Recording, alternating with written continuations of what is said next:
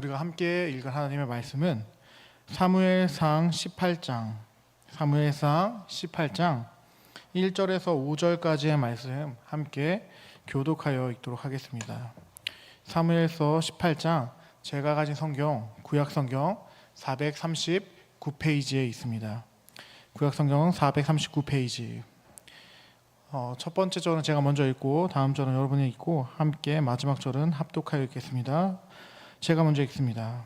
다윗이 사울에게 말하기를 마침에 요나단의 마음이 다윗의 마음과 하나가 되어 요나단이 그를 자기 생명같이 사랑하니라.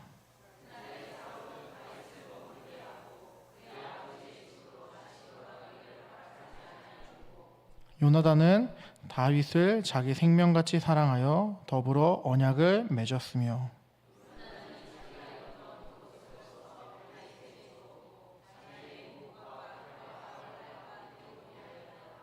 함께 읽겠습니다. 다윗은 사울이 보내는 곳마다 가서 지혜롭게 행하매 사울이 그를 군대의 장으로 삼았더니 온 백성이 합당히 여겼고 사울의 신하들도 합당히 여겼더라. 아멘. 오늘도 이수 축복 예배 자리에 나오신 여러분을 사랑하고 축복합니다. 네, 오늘 저는 여러분과 함께 참된 신자의 태도란 무엇인지 생각해 보고 싶습니다. 특별히 함께 나눌 본문은 우리가 함께 읽었던 사무엘상 18장의 말씀으로서 다윗과 요나단의 내용입니다. 다윗과 요나단 들으면 제일 먼저 떠오르는 것은 아마 그들의 우정에 대한 이야기가 아닐까 생각이 듭니다.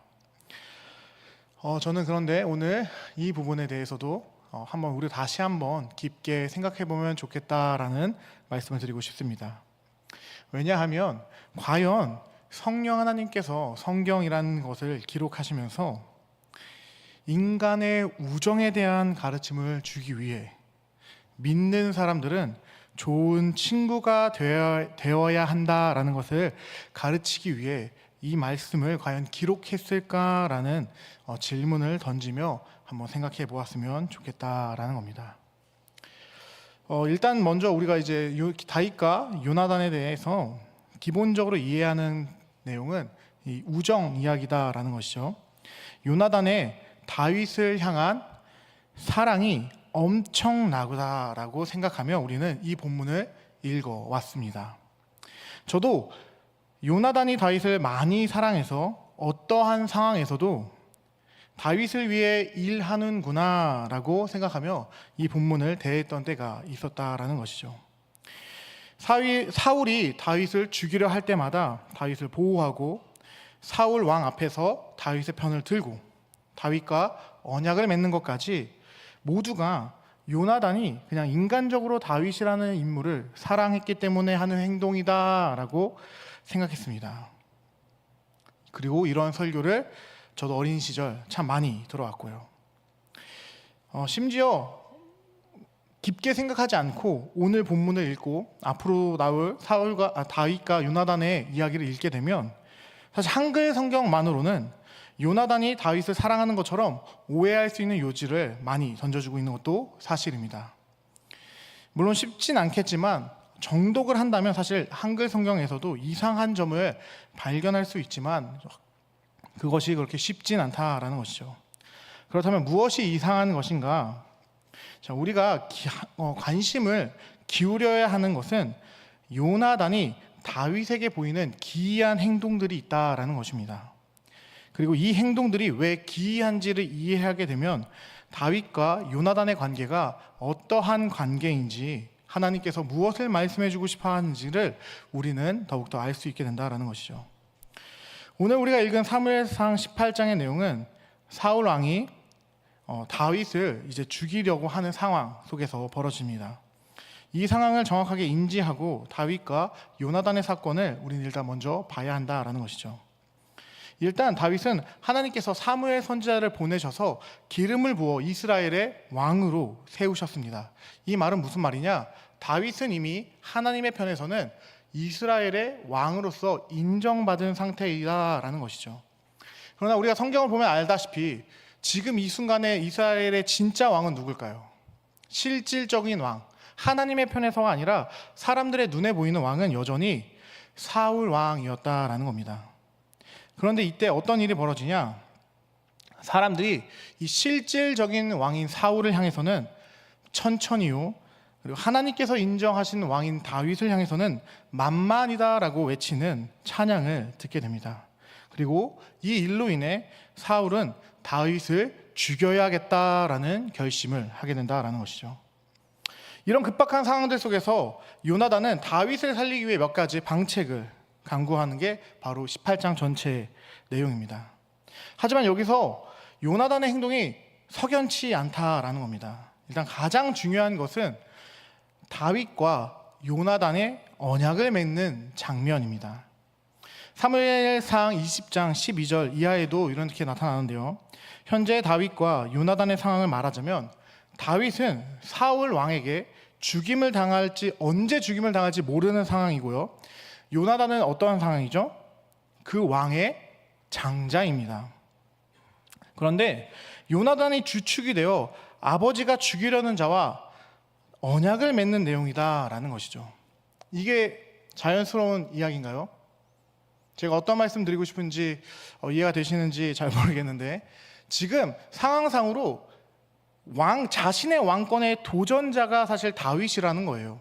다윗이라는 인물은 요나단에게 있어서는 가장 해가 되는 인물이지 자신의 인생에 조금의 도움이 되지 않는 인물이다라는 겁니다. 아버지가 사실 다윗을 죽여주면 누가 제일 좋아요? 요나단이 제일 좋아요. 왜냐? 스무스하게 왕이 될 수 있거든요. 그런데 지금 이 요나단이 뭐 한다고요? 자신에게 있어서 가장 큰 정적인 다윗이라는 존재와 언약을 맺는다라는 겁니다. 14절에서 16절 말씀 함께 읽어보도록 하겠습니다. 시작. 너는 내가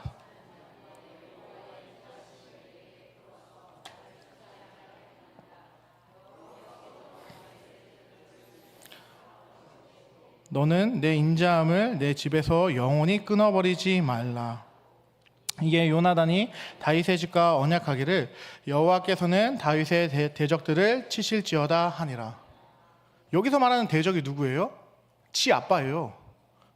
지 아빠 죽여달라고 지금 이렇게 말을 하는 거라고요. 이거 정신 나간 아들 아니에요? 제 아들은 안 그랬으면 좋겠습니다. 일단 여기 우리가 알고 넘어가야 되는 점들이 많아요. 이 대적도 자기 아버지를 말하는 거였지만, 자, 일단 과거 시대에 정말 친한 친구들끼리 언약 맺었을까요? 약속은 맺었을 거예요. 약속은 뭐 지금도 다 맺는 거니까요. 근데 중요한 건 언약이란 커버넌트라고 말해지는, 베리트라고 말해지는 그것을 과연 친구 사이에 맺느냐가 중요한데, 당연히 이렇게 물어보면 답은 뭐겠어요? 친구 사이에는 베리트를 맺지 않는다가 정답이겠죠. 네, 친구 사이에는 베리트를 맺을 수가 없습니다. 왜냐? 뭐 맺는 경우도 있긴 한데 일단 여기서 말하지는 베리트와는 좀 다른 경우예요. 자, 통상적인 우정 관계에서는 오늘날 이 다윗과 요나단이 14절에서 16절까지 맺고 있는 이러한 형식의 베리트를 맺지 않습니다. 그런데 지금 이들은 맺고 있다라는 건 지금 뭘 얘기하는 거예요? 간접적으로 다윗과 요나단이 지금 우정의 관계라는 거예요? 아니면 우정의 관계가 아니라는 거예요? 사실상은 베리트라는 단어를 사용함으로써 성경 기자는 다윗과 요나단의 관계는 우정의 관계가 아님을 드러내고 있다라는 겁니다. 먼저 살펴볼 것은 일단 내용을 살펴볼 건데요. 다윗과 요나단의 언약을 맺는 시기는 분명 다윗의 인생 가운데 가장 절체절명의 시기였어요. 이 말은 이 상황에서 은혜를 베풀 수 있는 건 누구죠? 요나단이겠죠. 왜? 요나단은 사울왕의 아들이니까. 제가 무슨 말씀을 드리는 거냐? 지금 다윗이 쫓겨나고 있는 상황 가운데서 다윗과 요나단이 언약을 맺는다라는 겁니다. 만약에 친구 관계라고 할지라도 이 상태에서 맺는 언약은 어떠한 언약이 되어야 되냐? 요나단이 다윗을 향해서 은혜를 베푸는 게 되어야 한다라는 거예요. 요나단이 절체절명의 순간에 있는 다윗을 향해서 자비를 베풀어주는 모습이 나와야 하는데, 그런데 오늘 우리가 읽은 14절에서 16절 다윗과 요나단의 언약 중에 요나단이 은혜를 베푸는 것 같은 모습이 느껴지시나요? 오히려 반대라는 것을 우리는 금방 알 수 있게 됩니다. 여기서뿐만 아니라 성경을 더 읽어나가다 보면 요나단은 아주 매우 급한 마음으로 다윗과 어떻게든 빠르게 언약을 맺고자 하는 그런 모습들이 나타나는데, 요나단은 서둘러 다윗과 언약을 체결하고 싶어 한다는 거예요. 다윗보다 요나단이 급해서 다윗에게 바짓가랑이 붙잡고 나랑 언약 좀 체결해줘 라는 그런 뉘앙스가 히브리어로 읽게 되면 느껴진다라는 겁니다. 이걸 그래서 간단하게 정리하면 이렇습니다. 그 둘의 언약이 어떤 내용이냐? 첫 번째, 너 다윗은 나 요나단을 죽게 하지 말아라. 두 번째, 여호와께서 너의 대적들, 즉 아버지든 뭐 블레셋이든 무엇든지 다 지면에서 끊어버릴 때에 너 다윗은 내 다윗의 인자함으로써 내 집 요나단의 집을 지켜줘라 라고 이야기하고 있다는 거예요. 자, 이들 중에 누가 갑이죠? 지금 현재 상황으로는 요나단이 유리한 상황이다라는 거예요. 왕의 아들인 요나단이 훨씬 더 유리한 상황에 있어요. 다윗을 숨겨주고 탈출할 길도 알려주고 또한 친구에게 뭐 갑을 관계를 안 따진다고 할지언정 세상의 눈으로 보면은 당시에 왕의 장자였었던 요나단이 갑의 입장이다라는 거예요. 다윗은 현재 상황은 쫓기는 상황의 을의 입장일 뿐이었다라는 거죠. 그런데 요나단은 언약을 맺으며 이렇게 말하지 않아요. 내가 너 구출해 줄게. 다윗 걱정하지 마. 나 이 나라의 세자야. 내가 너랑 함께하면 너 안 죽어도 돼 라고 말하는 게 아니라 정반대의 말, 내가 나를 구해줘. 너의 대적들이 다 없어졌을 때 너가 나의 집을 지켜줘 라고 이야기하고 있더라고요. 이게 정상적인 대화입니까? 지금 다윗에게 뭐가 있어요?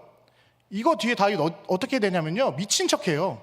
블레셋 왕 앞에서 이러면서 미친 척하면서 겨우겨우 목숨을 구걸받아가지고 살아나는 사람이 다윗이라고요.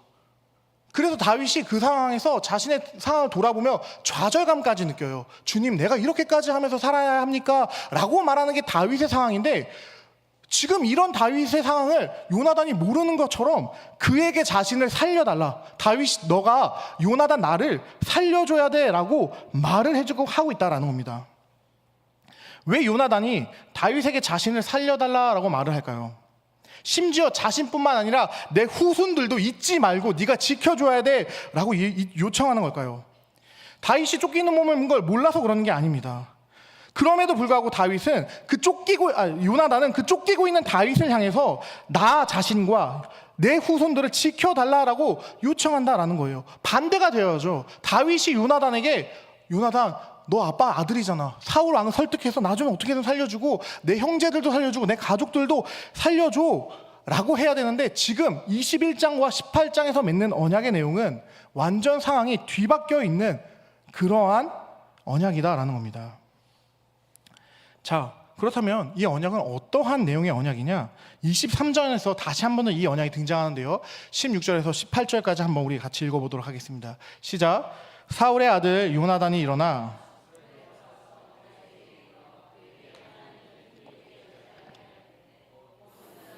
그에게 이르기를 두려워하지 말라. 내 아버지 사울의 손이 내게 미치지 못할 것이요 너는 이스라엘 왕이 되고 나는 내 다음이 될 것을 내 아버지 사울도 안다 하니라. 두 사람이 여호와 앞에서 언약하고 다윗은 수풀에서 자기 집으로 돌아가니라. 네, 사실 성경에서는 이들이 어떠한 언약을 나누는지 정확하게 기록은 하고 있지 않습니다. 그러나 전체적인 문맥 가운데 우린 요나단이 이곳에서도 왕이 될 다윗에게 자신을 살려줄 것과 자신의 후손들도 살려줄 것을 요청했다라는 것을 알 수 있다라는 거예요. 이것은 너무나도 합리적인 추론이죠. 왕이 될 자에게 무엇을 부탁하겠습니까? 다윗이 왕이 된 후 만약에 지금 이렇게 쫓겨다니고 있는 다윗이 왕이 된다면 제일 먼저 누구를 공격할까요? 인간적으로 저는 저를 제일 괴롭게 했었던 그 사울 왕을 제일 먼저 숙청할 거예요. 그러니 그런 가운데서도 18장의 언약을 기억하며 나와 내 가족을 지켜달라고 다윗에게 요청한다라는 겁니다. 그리고 이제 최근에는 이제 고대 근동 언약이 많이 발달한 게 아니죠.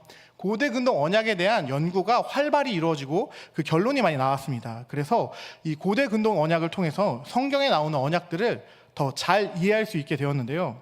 자, 통상적으로 자, 언약이라는 것은 보통 상호 동등한 관계에서 맺어집니다. 만약에 아까 제가 일반적으로는 친구들 사이에서는 베리트라고 말해지는 언약을 맺지 않는다라고 말씀드렸잖아요. 근데 친구들 관계에서도 언약을 맺을 때가 있습니다. 그럴 때는 어떤 식으로 이루어지느냐? 상호의 이익을 교환하는 방식으로 이루어지는 것이 친구 관계에서 이루어지는 언약이다라는 거예요. 쉽게 이해할 수 있게 말씀드리면, 내가 양 100마리를 줄 테니까 너의 땅에 얼마를 나에게 줘라는 식의 등가 교환을 한 이후 그것을 했다라고 하는 기록을 남겨놓는 게 친구들 관계의 언약이다라는 거예요. 자, 그런데 여러분, 다윗과 요나단이 맺고 있는 언약, 요나단이 그냥 일방적으로 다윗에게 보호를 해달라고 요청할 뿐이지, 요나단이 지금 다윗에게 뭐 해주겠다라고 말을 하고 있나요? 자, 이 부분에서도 여러분은 뭘 느끼셔야 되냐? 다윗과 요나단의 언약은 친구 관계의 언약이 아닌 다른 언약이구나라는 것을 생각할 수 있어야 한다라는 거예요. 요나단은 다윗을 위해 뭘 해주겠다라는 이야기를 하지 못합니다. 즉, 요나단은 지금 다윗에게 자신의 생명과 자신의 후손의 생명을 맡기고 있다라는 건데, 이것은 친구 관계가 아니라 고대 근동 언약의 그것들을 다 살펴보았을 때 나오는 결론은 무엇이다? 바로 군신 관계에서 보호와 충성을 맹세하는 언약의 관계가 나타난다라는 거예요.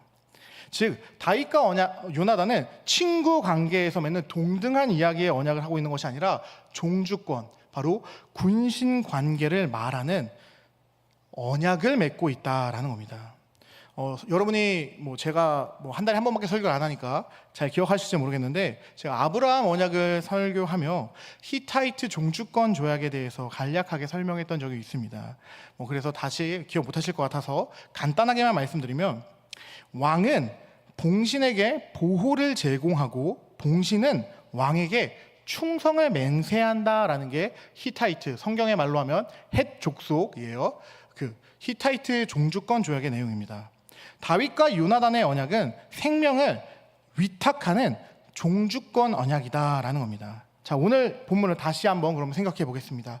18장에서 요나단이 다윗과 언약을 맺을 때의 모습은 어떠한 모습인 거냐? 이렇게 성경은 이야기합니다. 요나단이 다윗을 자기 생명과 같이 사랑하여 더불어 언약을 맺었다. 근데 이 말이 여러분은 이거 친구 관계를 말하는 거 아니야? 라고 생각이 되죠. 근데 본질 이 워딩은 어떠한 워딩이냐? 요나단은 다윗에게 충성을 맹세하기로 다짐했다라는 워딩이다라는 겁니다. 제가 어떻게 이렇게 말씀드릴 수 있냐? 자기 생명같이 사랑했다라는 건 고대 근동 지역의 통상적인 언약 관계에서 나타나는 말인데요. 대표적으로 BC, 예수님 오시기 전이죠. 672년 아수르 왕 에살 핫돈과 봉신들이 맺은 계약서에 보면 이런 내용이 나옵니다. 봉신들은 그 에살 핫돈의 아들 아수르 바니파를 자신의 생명같이 사랑했다라는 구절이 나온다는 거예요. 근데 여기서만 이거 등장하느냐? 그것이 아니라 모든 종주권 언약에는 봉신이 그 종주권, 주권을 갖고 있는 존재를 자신의 생명처럼 사랑할 것을 요청하고 있다라는 것을 우리는 발견하게 된다는 거예요. 우리가 그러니까 요나단이 다윗을 자신의 생명처럼 사랑했다라는 게 정말 무슨 요나단이 다윗이 없으면 죽을 것 같은 그런 브로맨스를 이야기하는 게 아니라, 요나단은 자신의 모든 것을 내어주며 다윗에게 복종하기로 했다라는 뜻이다라는 겁니다. 그와의 우정을 이야기하는 것이 아니라 이것은 바로 요나단의 언약적인 자세를 이야기하는 결정적인 증거였다라는 거예요. 심지어 이것이 정말 그가 봉신이 되기로 작정했다라는 것을 보여주는 것이 무엇이냐? 요나단과 다윗이 이 언약에 맺은 다음에 요나단이 무엇을 하냐면요, 자신의 군복을 벗어서 다윗에게 주고 칼과 활과 띠를 줍니다. 이게 무슨 표현이냐? 우리는 이걸 그냥 다윗이 이제 무기도 없으니까 무기 챙겨줘서 보내는구나 이렇게 생각하시는데, 내 발에 신을 벗으라랑 똑같은 뜻이에요.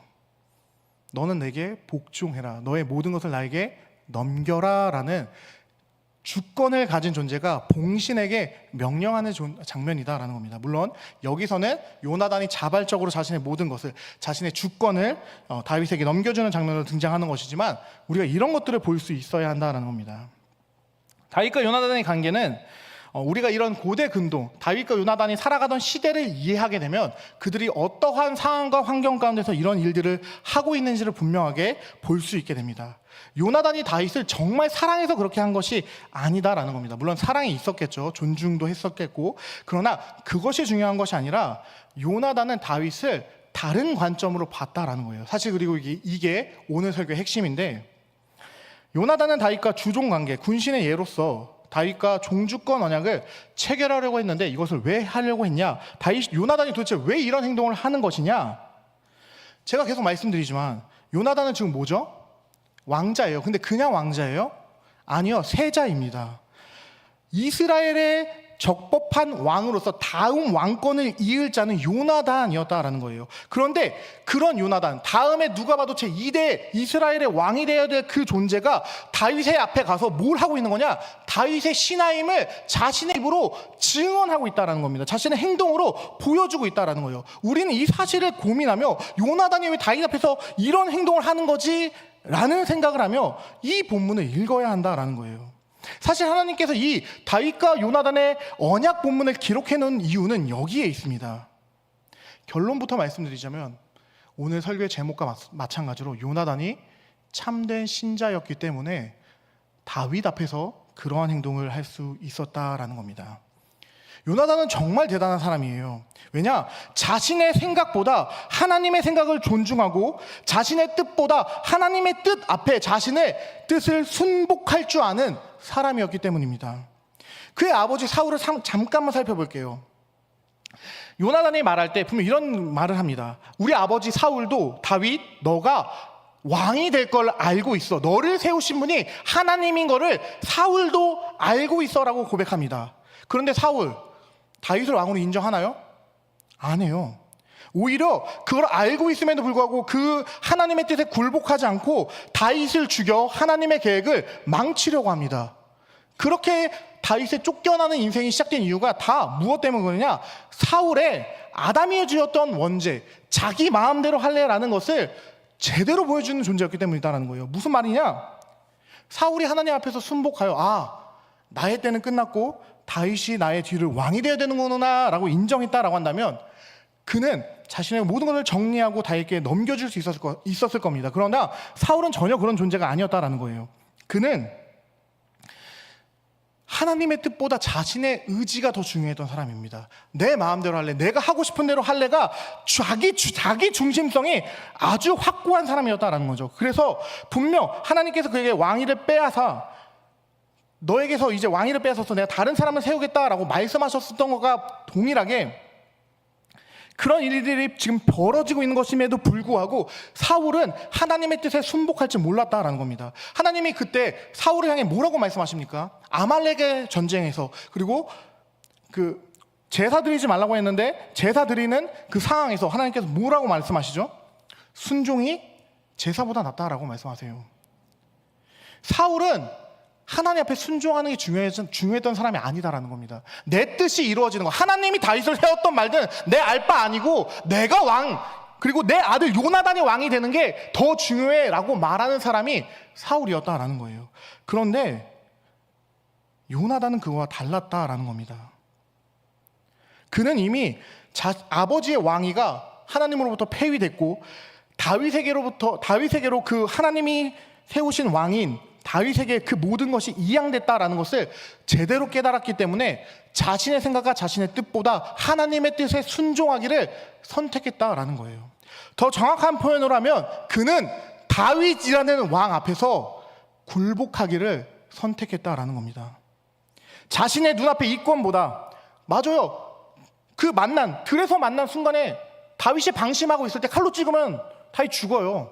그냥 끝이라고요. 그럼 자기가 왕이 이어받을 수 있어요. 그리고 아빠한테 다윗 목 가져가가지고 아버지 보십시오, 제가 이런 사람입니다, 다윗을 제가 단칼에 목을 베어왔습니다 라고 하면 요나단이 2대 왕 됐을 거예요. 근데 그렇게 합니까?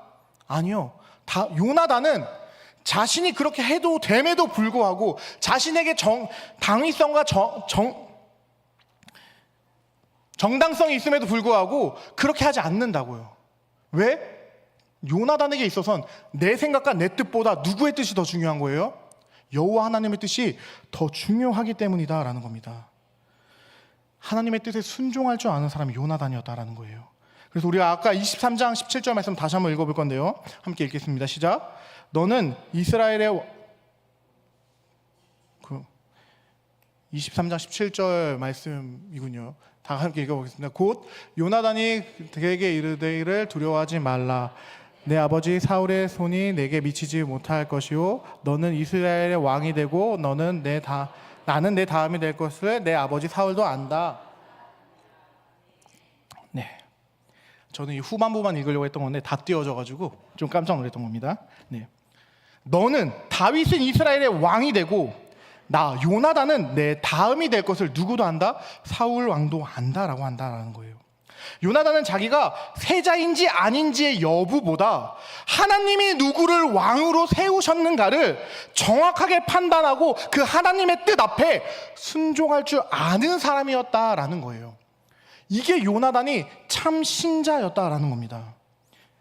자신이 설령 세자라고 할지언정, 다윗은 자신의 부하인 장군이라고 할지언정, 지금 누가 하나님이 누구를 왕으로 보고 있는지를 요나단은 너무나도 잘 알았다라는 겁니다. 그래서 참 신자의 태도, 내 뜻보다 하나님의 뜻대로 순종하기를 선택하는 사람이 요나단이었다라는 거예요. 그래서 요나단은 안 해도 되는 다윗의 신하가 되는 것을 자처하며 그에게 급하게 언약을 맺어줄 것을 요청한다라는 겁니다. 마지막으로 재미있는 사실을 하나만 말씀드리고 설교를 마칠 건데요.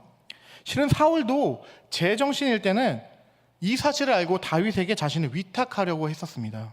사무엘상 24장 20절에서 21절 함께 읽어보겠습니다. 시작.